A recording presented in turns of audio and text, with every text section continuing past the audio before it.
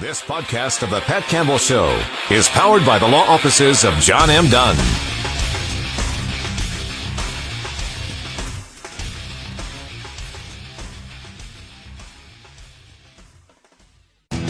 It is 9:05 past the hour. Hour number, what is it? 3 of the Pat Campbell Show here on Talk Radio 1170, where Tulsa comes to talk. Oklahoma comes to listen. Joined in studio by David Van from SoonerPolitics. David, how are you? It's great to be here. Doing great. This is the first time I've actually had you in studio, and it's the brand new studios. What do you think? You like it? Yeah, impressed. But the other place, we were sort of embarrassed to bring people in sometimes. That's why we did it over the phone most of the time. It's like, you really don't want to come here. It's, Pat's a hoarder, that kind of stuff. You don't want to see the place. Yeah. So I wanted to bring you on today because, first of all, there's two great resources that I always use in the community. Baseline and yours. If I need to get caught up on something that's been, that I missed, like say I took a 169-hour nap. Not that I would ever do that, right? Yep. But that's where I go to get sort of caught up on things. And there's so many stories up there. The one you wanted to talk about today with us is the sheriffs across Oklahoma filing this proclamation on the Second Amendment. What's going on here?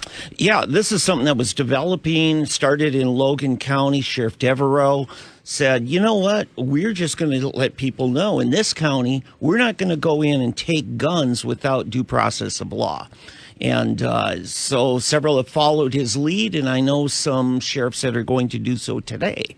So what has actually been the catalyst for this? Because, first of all, we're in Oklahoma. That shouldn't happen here anyway, right? Yeah. Is this based on what's going on in other states, or is this tied in with a possible red flag legislation? What are we looking at? Oh, yeah. Virginia was the big thing, and that happened, last month in almost every county. Maybe the counties around D.C. didn't take part, but almost every sheriff said, folks, that's not going to happen here. Now, you think, sure, this is Oklahoma, but have you seen some of the bills that have been filed in the Capitol this year? Yeah, that's part of the deal. So who hasn't signed on board as far as these sheriffs go? Is there somebody we should be concerned about? No, I don't think so. I think it's going to be a little harder in a metro area, whether you're Sheriff, P.T. Taylor in Oklahoma City, or even Vic here in Tulsa, Vic Regalado. I don't know that they're going to, but the rural, and keep in mind, election time filings coming up. Don't dismiss the fact this could be a fundraising effort, trying to get support from people, or at least get a head start on, getting the vote and confidence of the people, especially in rural Oklahoma. Are all of the sheriffs on the same election schedule? I believe so. I can't say for sure, but I think they always do during the presidential year. Yeah. Got you. And how many so far did you say had signed up on that? Well, over the weekend, even some yesterday. I think we're up to about 9. And now we've got a district attorney. And then Logan County on Friday morning, the county commissioners passed it overwhelmingly. By the way, speaking, I want to bring up this story here, too, and it's not on your site. There has been, a motion filed with the bar against the Tulsa County DA's office, that they have had people in court on multiple occasions, at least 5 that I counted in the paperwork here, who have represented themselves as attorneys when in fact they're not. They're either paralegals, or they failed the bar, or they haven't taken the bar, but they're in court representing themselves as attorneys, or the DA's office is, and they're making plea deals, plea agreements, kind of stuff like that. That's a big no-no. Yeah, but I think that's up to a judge to handle what he allows in his courtroom. Well, but this has gone to the bar. An official complaint's been filed, and it's the name. I don't have the paperwork in front of me right now, but it's not being put at Steve's feet. It's somebody else in his office. Okay. But the buck should stop at the top with Steve. Steve should know who's going in to represent him. Because if I'm not mistaken, I think his office has about 43 attorneys, and I think the public defender's office also has 43 attorneys. So he's a guy who should be aware of what's going on, as opposed to like maybe Stanley Glantz in years gone by, who was delegating authority to people and really didn't know what was going on. Okay. Well, wait a minute. Are you saying these are people representing the prosecutor's office? No. These are people from the DA's office that are in court. But they're portraying themselves as attorneys, and they're not. Yeah, that's a problem. That's kind of the cousin Vinny scenario, isn't it? Yeah. I'll give you the paperwork. I just became aware of this on Friday. Okay, and I haven't seen it covered anywhere. They're nowhere in the Tulsa world. Nobody else has picked it up. So I didn't know if you knew anything about it or heard anything. No, I didn't. Although some of the language of statutory language says, you have a right to counsel, for instance. Now, what's allowed in a courtroom is a little bit different from that. So some of the word is more broad than just lawyer or bar certified lawyer.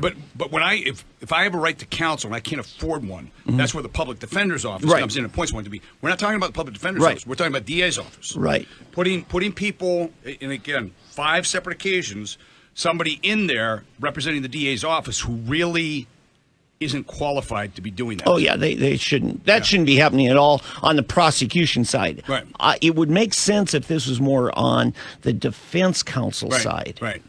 So a little side note, too. Do you think that DAs should be elected, or do you think that they should be appointed? Like the public defender's appointed, right? I believe so. Yes. By a judge. Would it make more sense? Would it depoliticize the DA's office statewide? And I'm not just talking here in Tulsa. If they were appointed, or is it better for them to be elected? And the problem with appointing is as you've learned through listening to my program, especially the Holtzclaw case, the legal community here in Oklahoma is incestuous. It's like everybody is either related to everybody or knows everybody or has got skin in the game.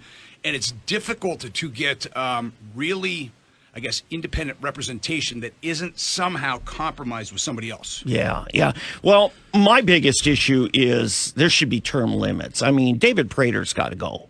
How long has he been there? Oh, I don't know. But last time he ran, nobody ran against him. I think they're scared to death of him. They thought he was going to run for AG, but then he didn't do that. It just, I think over time, imagine, Pat, if your job was dealing with the worst of humanity for years and years, how do you not get a tainted view of humanity?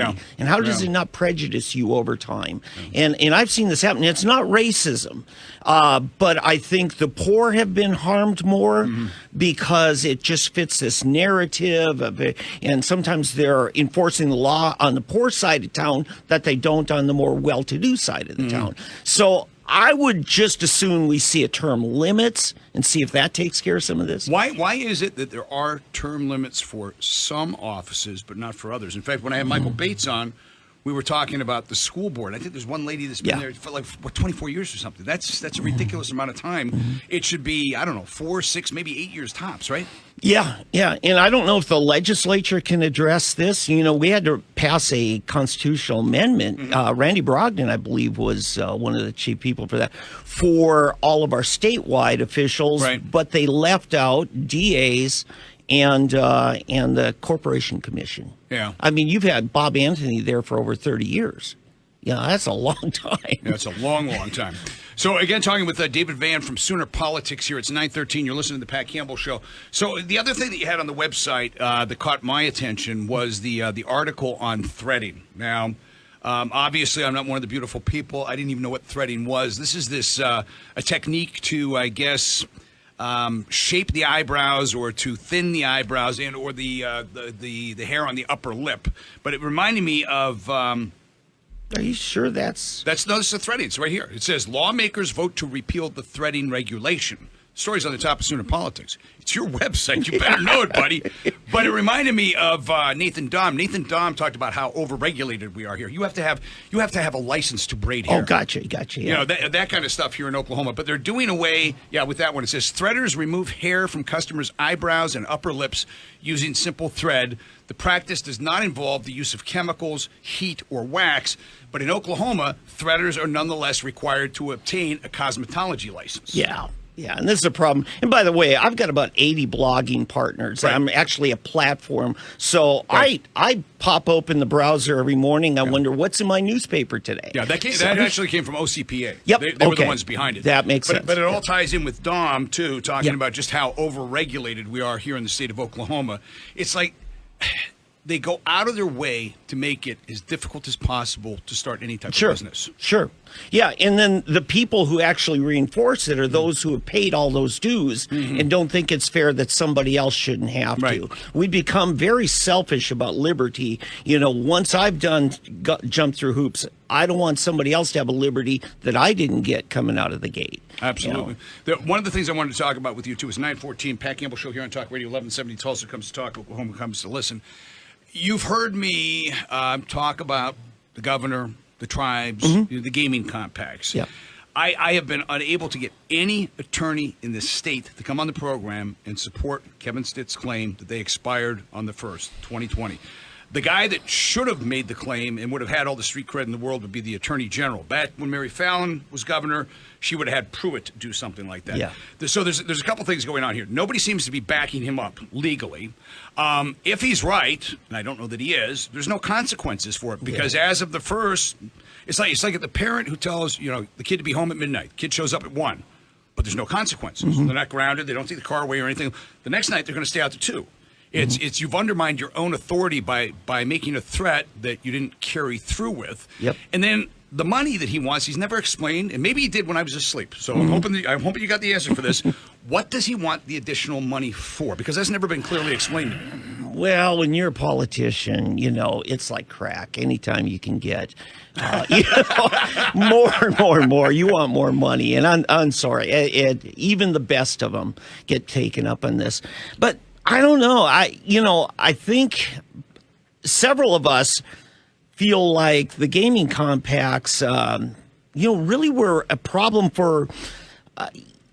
It wasn't meant to be a Jim Crow law, but it kind of became that because. Explain what you mean. In that, if I'm a black man in Tulsa, I can't start a casino.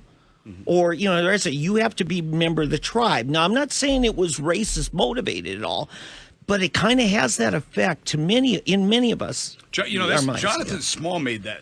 Jonathan Small, for those of you who don't know, is black. He's from OCPA. Yeah.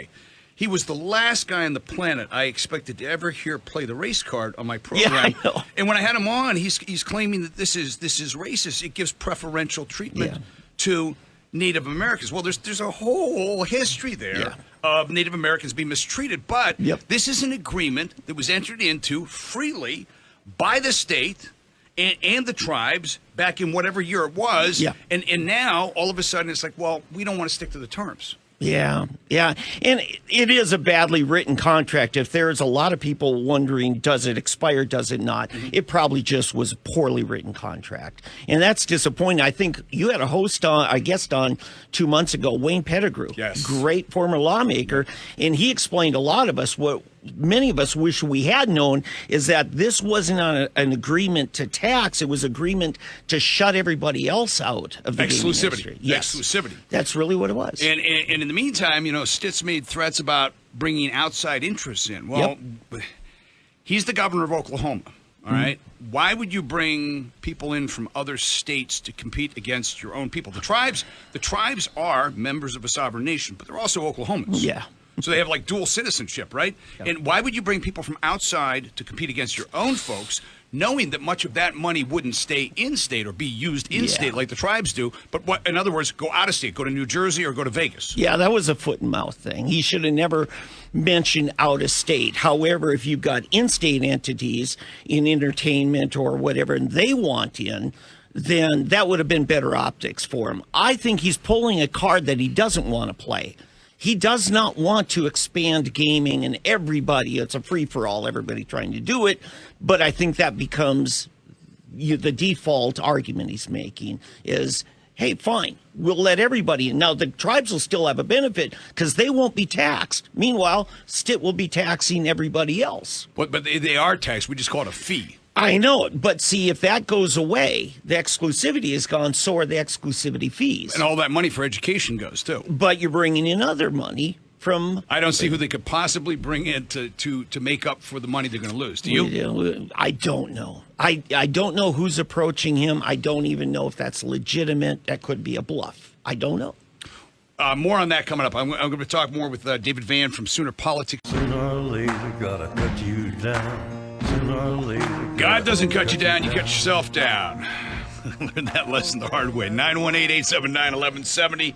Joined in studio by David Vann from SoonerPolitics.org. Yeah. I got a couple of text messages and emails here. People want you to re-explain. You said, and I don't want to put words in your mouth, that the gaming compacts, not contracts, but compacts are racist. Explain what you meant by that. Well, I'm not saying that it was racially motivated at all. What I'm saying is the net effect is you got to, first of all, be a recognized tribe. So there's an ethnicity right there. And then they have to go further. It has to be set up as a trust and that. But, you're somewhat starting right there limiting who comes in. First thing is, are you a tribe? Right. Yeah. But you were saying if you're a black person in Tulsa, or even if you're Caucasian or Hispanic, you can't start your own casino. Well, Stitt's, at least he has a card temporarily. I don't know how long before they take that away. Stitt's white. Stitt couldn't start a casino on his own. He said he's a Cherokee member. Well, no, but he can't start a casino on his own. Right. It's only the tribes. Tribes, and then they set up a trust that actually gets it, is my understanding. And you've got multiple parties involved here. It wasn't just the state and the tribes. It was also, the Department of the Interior that was involved. So you got the feds involved. Somewhere in there. Yeah. And where the state has some latitude is the Class 3. Class 2, they can't. That's a constitutional right. Class 3 is where the Supreme Court gave states the right to regulate. Okay.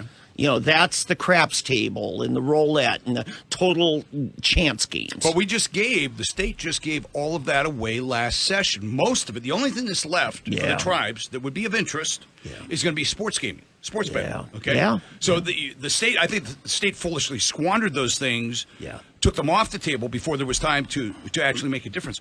But the reality is, bringing other people in from outside. Do you really want gaming to expand? Do people want it to expand? Because what I hear from a lot of the callers here are people who are still upset that this ever passed in the first place. They don't like gaming. Even Jonathan Small said this is nothing more than a legalized money laundering. I mean, he was on a roll that day. It's like, well, wait a minute. Okay, so you don't like gaming at all, but you want to take more money from them because I don't know, you think they're getting it unfairly. I don't understand that. Right, and I've never stepped in a casino, to my knowledge, and that, so it's not like I'm an advocate of it. What I am an advocate for is the 14th Amendment, which guarantees equal protection of our rights, all of us. Now, it was written to protect the newly freed slaves, or at least in that era, but the principle is timeless. You got to treat everybody as citizens the same and not divide them by ethnicity. But when it comes to gaming, here's the thing that gets me.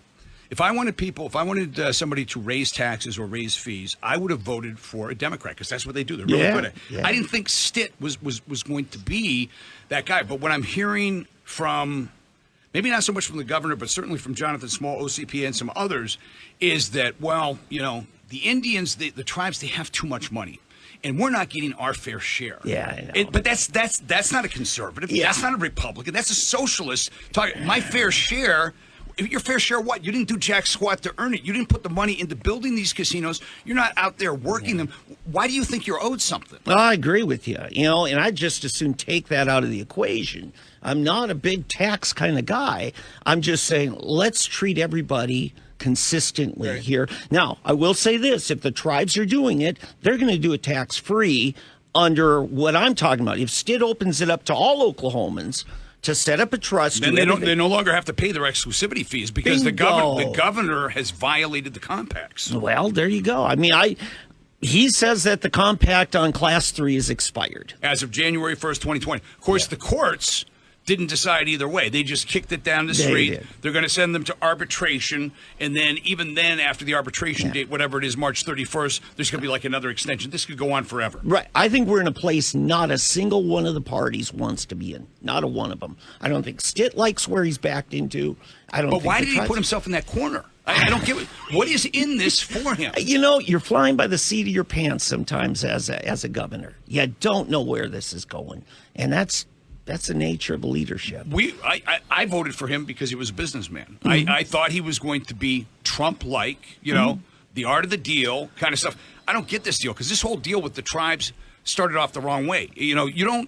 If we tried to bring Amazon to town, you're not going to start it with Bynum writing an editorial, listing his list of demands in the newspaper. That's what Stitt did.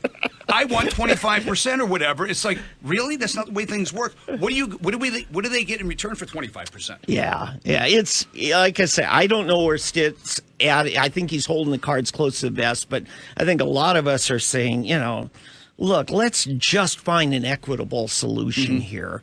And, it's a bad deal. I work a lot in mental health advocacy, and the Department of Mental Health right now is spending millions dealing with gaming addictions. gambling addiction. So we've got a legitimate issue there that the state's having to step and the tribes pay money into that every year. They do. Yes, they do. They recognize, in fact, they go beyond that to set up bans. Certain people are banned from entering a casino. More coming up. David Van from SoonerPolitics. Your phone calls, 918-879-1170. Pat Campbell Show. Stay tuned. It is 9:34. Joined in studio by David Van from SoonerPolitics. You can check them out online, SoonerPolitics.org. And I want to get to Kendra Horn's seat. There's 5 Republicans running for that particular seat. Tell me about some of these people. I was surprised. Janet Parisi's back? Yes, she is. Yes, and we'll see what happens with her. She's got some personal financial means that's going to allow her to do it. I hope she gets into Dale Carnegie's course of win friends and influence people, because your public image isn't that good. Yeah, there's some work that needs to be done there. First of all, tell me, what do you know about Kendra Horn? How did she get in there in the first place? How did this happen in Oklahoma? Oh, it was a sleeper campaign. And, I predicted, I said, if anybody's going to lose, it's probably going to be Steve Russell. And what do you know? It was a pathetic campaign. And I asked some of my Democrat friends, including the folks that ran Bernie's campaign, I said, man, you guys had a good year. How'd that happen? And she said, the Bernie people stayed organized over in Oklahoma City. Mm-hmm. And it was that radical socialist branch that's taken over the Oklahoma Democrat Party. Do you, and I've talked to some people, including my buddy Bill Shapper from SoonerPolitics. SoonerPol. I'm sorry. He thinks that the dynamics are such in District 1 that could possibly happen here. Do you see that? Yeah, the Democrat Party in Oklahoma is under a remake, and they become an urban Democrat Party. I thought the last vestiges would always be Little Dixie. Holy smokes, they are the most conservative now. Really? In the legislature. You look at who they're sending in. So the registration still doesn't tell you the real numbers there. It's almost impossible now for a Democrat to get elected in Little Dixie. Wow. Statewide, in the legislature. But it's become urban, it's become activist, it's become in your face. They're militarized. Right. I say they're militant. Yes. They're passionate. They have their place. So is Kendra Horn vulnerable right now, and if so, why? She is. There's a lot of money being dumped in from out of state. Most of her campaign war chest is, and that only tells part of it. Like this state question 807, medical marijuana getting on the ballot. Right. That's a Democrat thing. Okay. You look at the 2 people who filed it. Ryan Kiesel, who's was director of the ACLU in Oklahoma, and then Tilly, who is a Democrat campaign consultant. Mm-hmm. They're the ones that filed that. I don't think there's so much interest in whether that passes as whether it's on the November ballot to get their constituency motivated to come out and vote and keep Kendra in office. Wow. So, talk to me about some of the people. I mentioned Janet Parisi. What about, is it Hill? Tell me about Hill. I know the least amount of him. He comes from corporate Oklahoma. Harold Hamm, the oil tycoon, is big time backing him. Now, you think, oh gosh, tall building crowd. Well, Stitt and Hearn are coming from corporate America, right, and they're doing well. I think, despite all we've said in the last couple of segments about Stitt as a whole is an improvement over Fallon, hands down. Anything would be an improvement over Fallon. A dead clown would be an improvement over Fallon. Right. But, so I think Oklahoma has a desire to at least understand making, things work economically here. Okay. So of these 5, you've got Hill, you got Parisi, Ballard. Is it Bice? Right. State Senator Bice? Yes. And who else? Is it Neese that are in there? Yeah. Okay. Yeah. Terry Neese. That's kind of the old classic Republican activist leadership that you look at her backing there. But the best ground game right now is Stephanie Bice. She's got connections in D.C. She's got fundraising going on. She's got messaging handlers. She's looking good right now. I think is she the youngest out of the bunch? Because I think she's younger than Dom. Yeah. If she's 40, she sure doesn't look it. Gotcha. And she's still, I think she's in her second term in the state Senate. We're not looking for pretty faces, though. What are the differences between these five? Oh, it's a good question. I think they're going to message themselves. I think Terry Bice is really going to pull on those conservative, social conservative and economic conservative, kind of that blend. Stephanie Bice, young one, she's going to get more the millennial kind of mindset, and she's been big on reorganizing our liquor laws, kind of bringing them up to where we're not in 1959 anymore. Right. I don't know enough about Hill. Ballard's a veteran. He's passionate. He's a grassroots activist. I don't think he's got the funding to stay in it at all. Yeah. What do you need to run in a race like that, money-wise, against Kendra? A lot of friends. Are we talking hundreds of thousands? Are we talking millions? Oh, sure. Yeah. Without, you've got to have $1 million to run in that. Yeah, I think. So who would, out of the five Republicans there, who would Trump support? Boy, that's a good question. I think right now it's way too early. Mm-hmm. And I think ultimately he's going to support the nominee. I don't think he's going to involve that in that primary. Interesting. It is 9:46 past the hour. Final segment this hour with David Van from SoonerPolitics.org. And you've mentioned a couple times your interest and or involvement with mental health issues. And I was asking you about that. And I guess you mentioned your dad was a vet, had PTSD, and medical marijuana. Well, it wasn't medical marijuana at the time. Marijuana seemed to be the only thing that really would address his issues.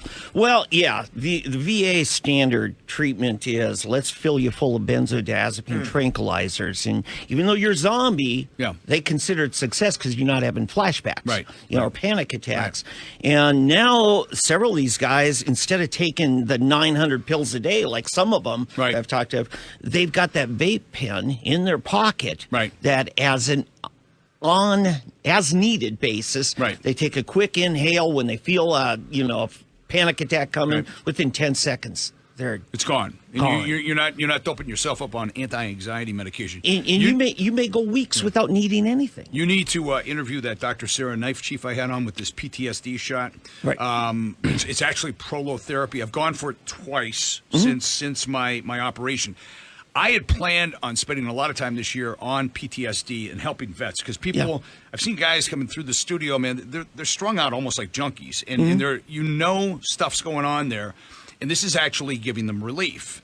And prior to my seizure and my accident, I've never been diagnosed with PTSD. I went for the shot, and it did help me sleep because I got sleep apnea. They had helped me there, but after this incident, because I really traumatized, I gave a guy permission to saw my skull off, right? It's like, it's crazy, and I had 38 staples in my head.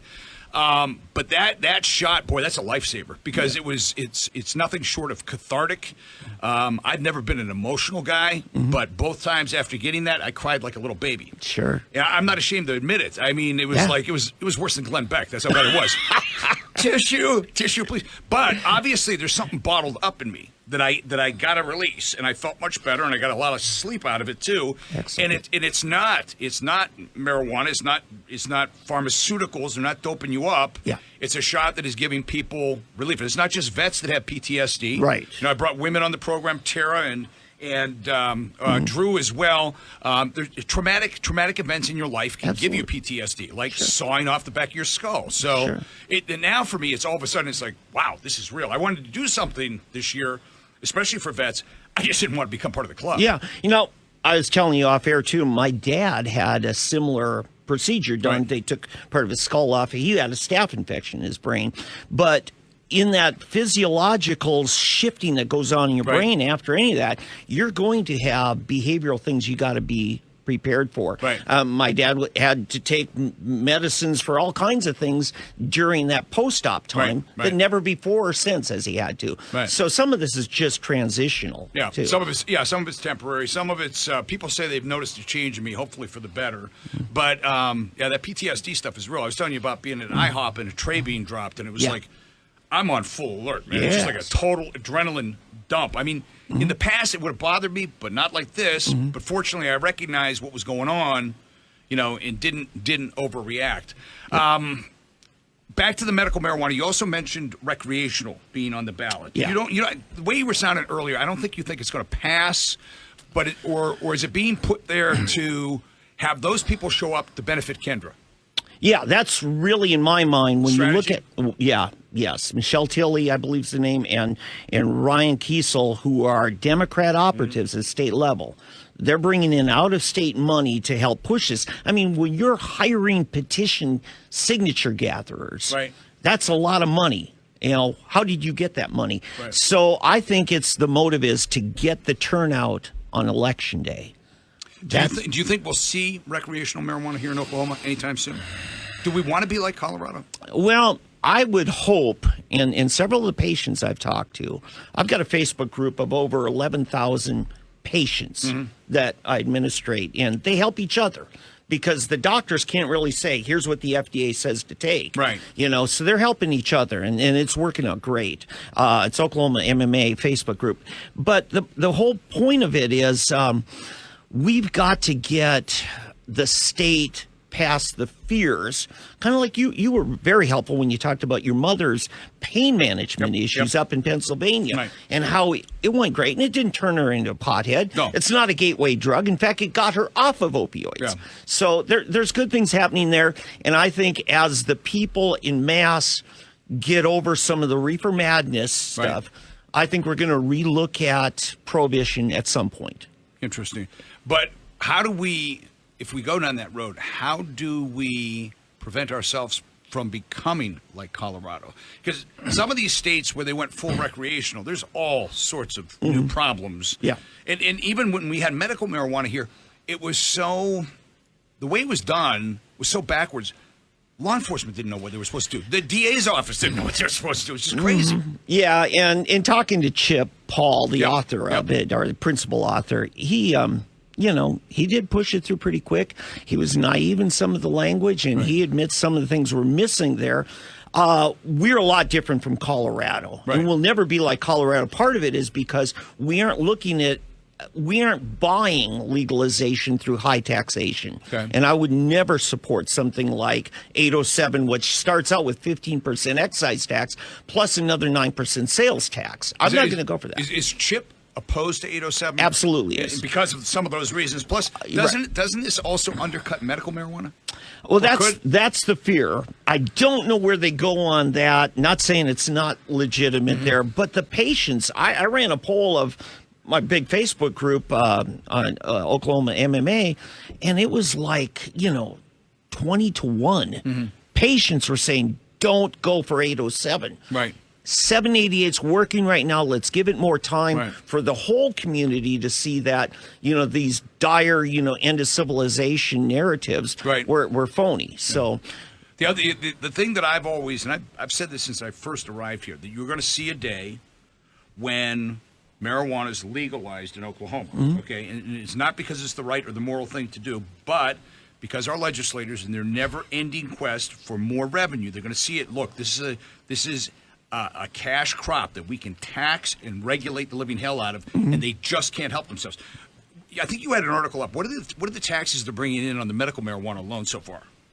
I think we're on course for about 80,000 total, or 80 million total taxes. That's a lot of money. A year. Where's the money going? Yeah, the legislature has to appropriate it, but in 7088, we agreed it was going to go to drug treatment programs as well as education. Okay, well, I'm glad you brought that up, because remember 780, 781. 781 was supposed to go for that too. Sure. Where's the money for the drug treatment? Yeah, well, as soon as we quit appropriating it to the Department of Corrections, it's supposed to move over there. Let's see what our legislature does. Because the reality is the prisons in the state, people think that when people go there, they're getting help to get off of meth. They're getting help. Exactly. You're laughing. Or they're getting, continuing education, so they've got a skill when they come out. Yeah. We're not doing that with the men or the women. Yeah. In fact, I had a town hall last month, and TJ Marty was saying, well, we've got another 150 or so that Stitt's going to do clemency for, but they're not quite ready to come out. And, the people at this meeting said, why aren't they ready? This was a nonviolent crime that they're put in there for. Evidently, the narrative from TJ Marty was, well, they're kind of broke now, and we got to fix them before we can let them out of jail. Well, who broke them? Yeah. So the reality is that the prisons here are simply a holding tank. Yeah, they are. It's not. They're not fixing anything. Yeah. They're holding on to it until it's let out again, and then Yeah. with certitude, they're going to be right back doing what they did again, because they've been given no incentive, no tools to change. Yeah, and some of these laws are totally political and arbitrary. Like I said, on this state 90 years ago, Pat, liquor was a federal crime, but marijuana was completely legal 90 years ago in this state, in Oklahoma. Wow. So some of these things are just society kind of flexes one way or the other on what they arbitrarily think is wrong, and a lot of it's culturally based. Yeah. David, we're out of time. Appreciate you stopping by. We'll put this up on the podcast immediately after the show today at talkradio1170.com. Also up on our Facebook page at facebook.com/KFAQ Tulsa. Before I let you go, tell people where they can find out more about you and what you do. SoonerPolitics.org. It's a consortium of citizen bloggers, and you can find us on the web and on Facebook and Twitter. Appreciate you, buddy. We'll talk again soon. Thank you so much. Log on to talkradio1170.com to check out all of Pat Campbell's podcasts, powered by the law offices of John M. Dunn.